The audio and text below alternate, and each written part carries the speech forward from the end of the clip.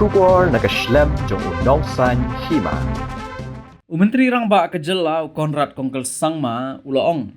Panagalyang jong baru Menteri Rangba ke Assam Himanta Biswa Sarma kilade ban penlong de gajinya keren markman halor ki jingjia bat ru ki jingkeno.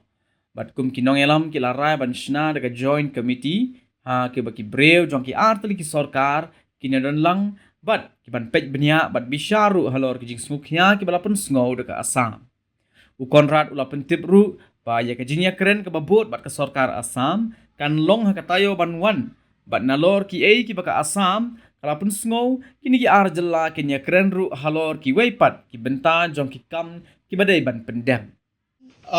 Two things. Number one, Assam CM and myself have decided on a verbal conversation that we will be putting up a small joint committee where officials from both the states will be there. And we'll look into all the aspects of the different concerns that have been raised by Assam and others. And in that, we will take up the other matters also. Both the chief secretaries are in touch to formalize the formation of this committee, where, as I said, officials from both the states will be there. And all these concerns will be taken up, and we are hopeful that we'll be able to resolve most of the issues there. By when is it likely?